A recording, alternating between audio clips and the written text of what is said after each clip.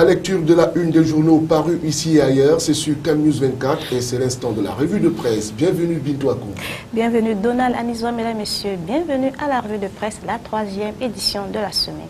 Et la balade des journaux aujourd'hui commence bien sûr avec Mutation qui titre à sa une curiosité. Mohamed Boutou atterrit au Sénat. Régulièrement cité dans l'affaire de l'avion présidentiel, l'ancien ministre a été nommé hier secrétaire général du Sénat. Toujours du quotidien Mutation et cette fois-ci à la une, c'est le ministère des Transports. Un agent emporte 13 millions de francs CFA. Cette somme d'argent était destinée à l'achat des timbres apposés sur les cartes grises et puis les usagers abusés contraints de payer à nouveau dans les services compétents. Et l'auteur de ce forfait, M. Kassala, embarrasse la hiérarchie de ce département ministériel. C'est à retrouver à la page 5 du quotidien Mutation. On quitte donc l'argent des transports pour qu'on se retrouve à la BEAC où on parle de financement des économies en question. Le sujet a été débattu jeudi dernier à Libreville. C'est à lire en page 6 du journal Mutation. Mutation parle aussi de la nationalité avec la carte d'identité qui se fait rare. Et à l'origine donc, c'est le déficit de personnel à la SACEL. C'est à lire dans Mutation. La grosse actualité à découvrir dans Mutation aujourd'hui, c'est bien sûr le football avec jour d'élection à la FECAFOOT. La liste de Iya Mohamed face à celle de Begeninde et Marlène Mvoutou. Vous retrouverez le développement en page 13. À présent, c'est le quotidien Le Messager avec à sa une pour avoir chargé Marafa Meva Meboutou, nommé secrétaire général du Sénat. Bernard Wango, l'ancien gouverneur du Sud et l'ex-ministre des Finances et du Budget ont été désignés hier par le président de la Chambre haute après une audience chez Paul Biya. Et d'une nomination au procès, nous sommes toujours dans Le Messager. On parle là-bas de l'ex-DG des ADC, à nouveau devant la barre. Une nouvelle affaire opposant Roger Ntongo Nguene aux aéroports du Cameroun s'ouvre ce jour au tribunal criminel spécial. C'est en page 4. Autre titre à la une du quotidien Le Messager, c'est l'opération Épervier. Un témoin d'Inoni Ifrem devenu expert au tribunal parce que Mathieu Mandin, l'actuel directeur général de la Standard Chartered Bank, à l'époque des faits reprochés à l'ex-premier ministre, n'occupait pas ce poste. C'est à retrouver à la page 4 du journal Le Messager. Toujours dans le journal Le Messager, après 100 jours de pontificat, des interrogations autour du pape François. Le Saint-Père tarde à montrer le chemin qu'il veut tracer au sein de l'Église catholique. C'est en page 10. Sortons du quotidien Le Messager en sport avec la FECAFOOT. Élection sur fond de cafouillage ce jour. Le comité exécutif déterminé à reconduire Iya Mohamed alors que le comité d'urgence déclare la vacance du poste de président. Et les détails, c'est à la page 11. Donald. Oui, le journal Kalara est aussi dans les kiosques ce jour avec la nouvelle affaire Ambassazan, un préfet parmi les présumés complices de l'ancien ministre. C'est à lire en page 8 du journal Kalara. Kalara rapporte aussi sur le tribunal criminel spécial avec le nouveau rebondissement dans l'affaire Haman Adama. La Cour suprême avait oublié d'examiner une requête. Et les détails, c'est à la page 2. Kalara, qui apparaît donc comme un chroniqueur judiciaire, parle aussi du PAD, les ennuis judiciaires de Dayas Mounoumé. L'ancien directeur général a été inculpé par le TCS. C'est à lire en page 12. Nous restons dans Kalara avec une sentence et c'est Olangena Aono, 15 ans de prison pour une subvention. Après 5 ans de bataille judiciaire, l'ancien ministre de la Santé publique se dit victime d'un assassinat judiciaire. C'est à retrouver dans le journal.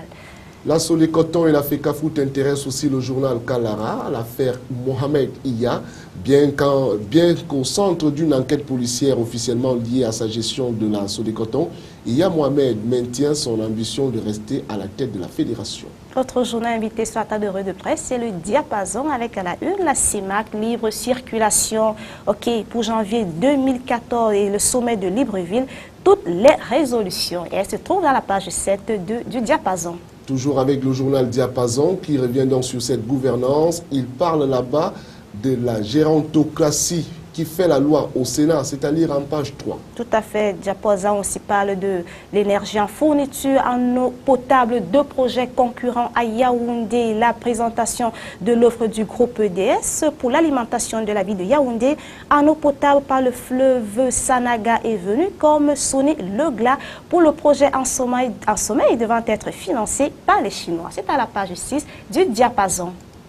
En page 10 et 11 du même journal, Le Diapason, on parle du Piazi avec 30 millions de francs CFA à 3 communes de Yaoundé.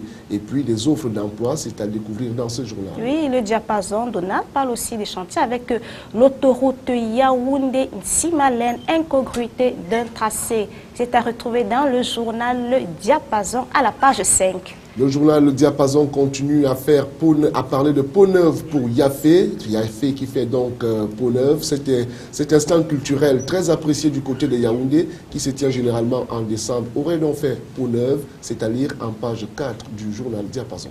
Tout à fait, Donald Anisoa. À présent, c'est l'effort camerounais sur la table de rue de presse avec à la une les violences psychologiques dans notre société, nos armes pour lutter contre les envoûtements, la prière et les sacrements. Les détails ici dans les colonnes des pages 6 et 7 du journal L'effort camerounais. Toujours dans la même édition, on parle de maltraitance, travail des enfants, mettez fin à cet esclavage. À l'occasion de la Journée internationale contre le travail des enfants, célébrée le 12 juin 2013, le pape François a fermement condamné cet esclavage. C'est à lire en page 3.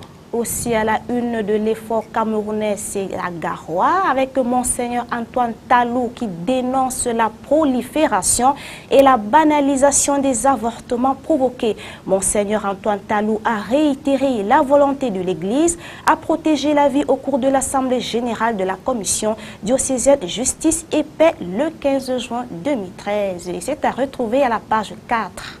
La conférence épiscopale intéresse aussi le journal L'effort camerounais. Le projet Nkeng Shalom appelle à la paix sur les rails. Après 7 années d'hibernation, le projet Nkeng Shalom refait surface grâce à un appui conséquent du Catholic Relief Service, c'est en abrégé CRS. C'est à lire en page 10. Nous restons dans l'effort camerounais prenant la direction de Samélima. C'est dans le sud où Monseigneur Christophe Zoa clôture le premier synode diocésain sur l'évangélisation débuté le 3 juillet 2011. Le synode diocésain sur l'évangélisation atteint son point d'achèvement le samedi 8 juin 2013. Un plan pastoral a été élaboré sur la base de la promotion de la foi et la recherche des moyens de la mission. C'est un plan simple, sobre étalé sur 6 années 2014. 2020 est divisé en 3 étapes de 2 années chacune. C'est à la page 11 de l'effort camerounais, Donald. L'effort camerounais nous renvoie aussi à Yokadouma, où on parle de Monseigneur Eugenius Juresco. Il prie donc avec les chrétiens de la paroisse Sainte-Eugène de Mazenod de Yokadouma. L'évêque du diocèse de Yokadouma, Monseigneur Eugenius Juresco, a séjourné à la paroisse Sainte-Eugène de Mazenod de Yokadouma. C'était à l'occasion de sa visite pastorale annuelle qui coïncidait avec la célébration de la fête patronale de cette paroisse. C'est à découvrir en page 10 du journal L'effort camerounais. Qui nous conduit à la page internationale de cette édition avec aujourd'hui en France et à la une, l'économie verte, un bon filon pour l'emploi. Les 20 prochaines années vont voir éclore au moins 600 000 emplois liés à l'arrivée de nouvelles énergies. C'est à lire dans Aujourd'hui en France. Restons dans le journal Aujourd'hui en France qui parle de l'incroyable anarchie dans la prison modèle. Là-bas, les cellules sont ouvertes, détenus presque livrés à eux-mêmes. Un rapport confidentiel sur la prison de Réau fait état d'un laxisme alarmant. C'est à lire en page 4 du journal Aujourd'hui. Oui, tout à fait. Et la tribune, lui, parle de automobile et le champion d'Europe est Dacia. Les immatriculations de la marque à bas coût de Renault dans l'Union européenne ont progressé de 17,7% sur les 5 premiers mois de l'année. Sur la seule Europe occidentale, elles ont augmenté de 21%, ce qui fait de Dacia la championne de la croissance en Europe. Et la tribune qui reste dans le sillage du G8, sommet du G8, évasion fiscale, seulement de bonnes intentions. Les chefs d'État et de gouvernement des 8 premières puissances mondiales souhaitent lutter contre l'évasion fiscale, mais aucune mesure ne figure dans leur déclaration. Oui, la tribune s'intéresse aussi aux collectivités locales. Avec les crédits toxiques, les banques participeront à l'effort national. Ces collectivités locales ont obtenu gain de cause et les banques participeront donc au fonds de soutien des collectivités locales et ont souscrit des emprunts dits toxiques.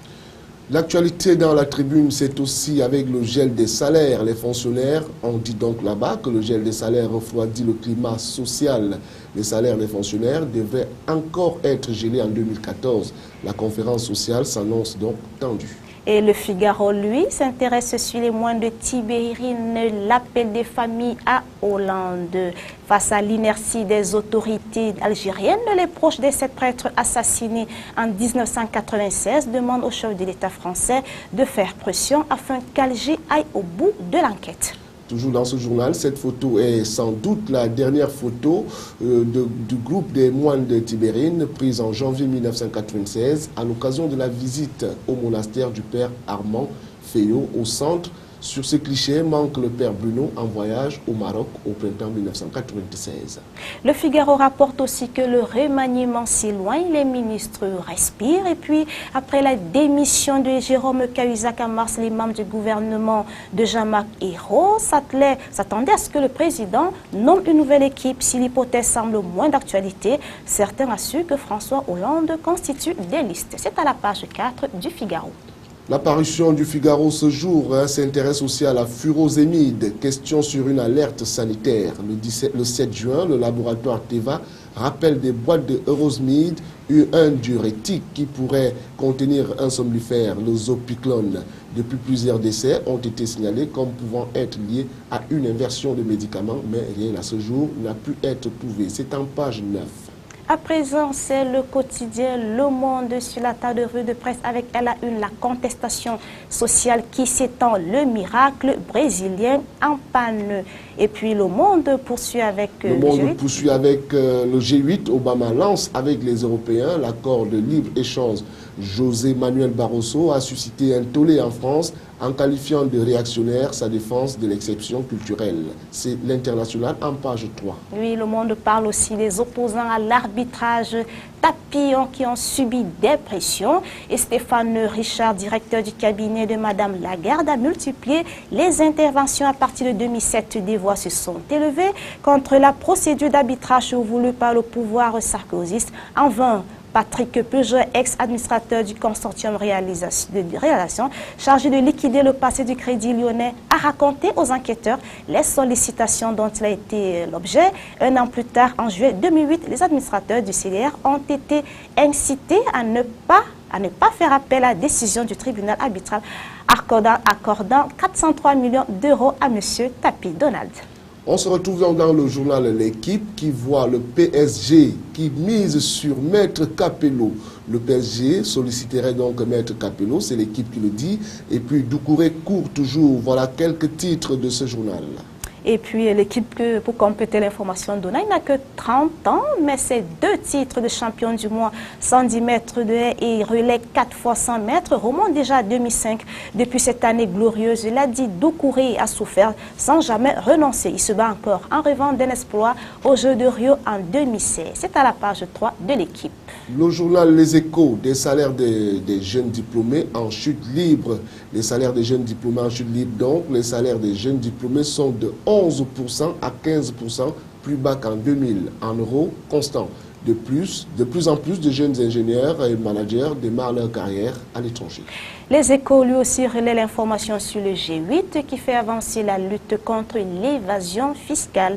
Au sommet, à l'issue de la rencontre de Louvain en Irlande du Nord-Est, les pays du G8 se sont engagés à établir l'échange automatique de données entre juridictions fiscales comme la nouvelle norme. Un grand pas a été fait, a estimé François Hollande, tout en reconnaissant qu'on aurait pu dire loin. Voilà. Et puis la suite, c'est à retrouver dans les colonnes des Échos. Le journal Les Échos reste toujours dans la revue de presse. Le plan de la dernière chance pour Alcatel-Lucent Télécom. Le nouveau directeur général présente son plan aujourd'hui.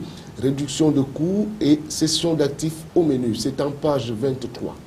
Et c'est la fin de cette édition, Donald Nizoua. Merci à tous de nous avoir suivis. À demain, Donald, pour notre édition. À demain, Bintou, pour une autre revue de presse. L'actualité bouge, les journaux aussi.